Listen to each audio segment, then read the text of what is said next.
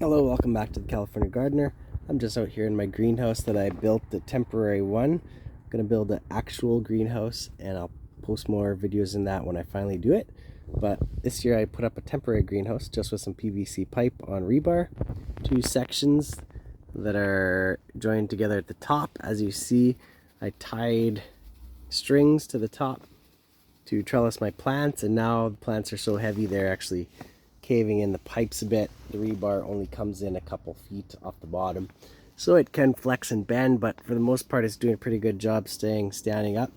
You can see this area was just covered with wood for a few years, so nothing was growing here, and the plants are just loving it, absolutely love it. They're already up to the top, which is about 7 feet tall.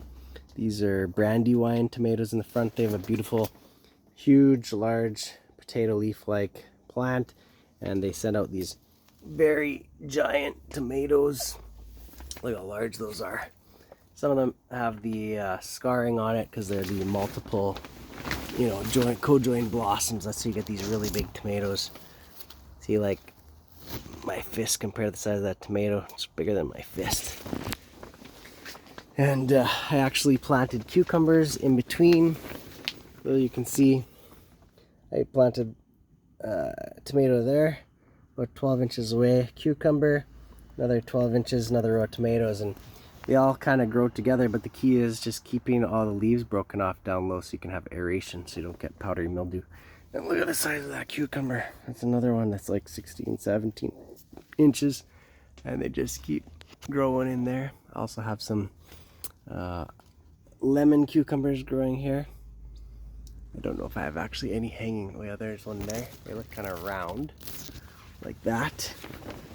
And as you see, these are more tomatoes growing.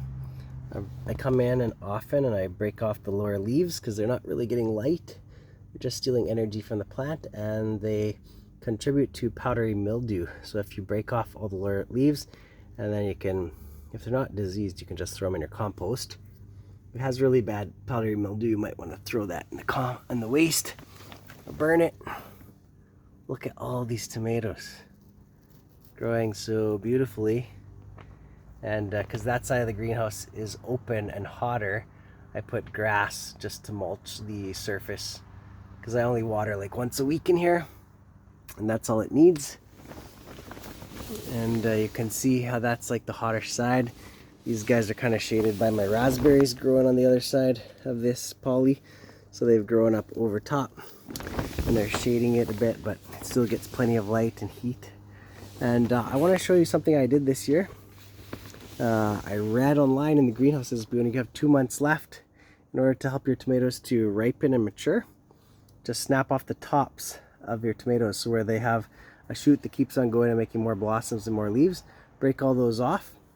And then the tomatoes have actually, in 1 week, they were all green in 1 week. Look how that has changed. They've started ripening and they become a whole lot larger because I broke the tops of all the tomato plants off, and they're not growing up anymore. They're not sending out any more blossoms, and all the energy is going to the existing tomatoes on the plant, because if you only have less than 2 months left in the season, those new blossoms are never going to form a tomato anyways. So highly recommend doing that on your plants. Okay. That's just a little tour of my new greenhouse and how it's growing. Hope you guys enjoyed that. If you have any questions or comments, leave them down below. Thanks for watching. See you later.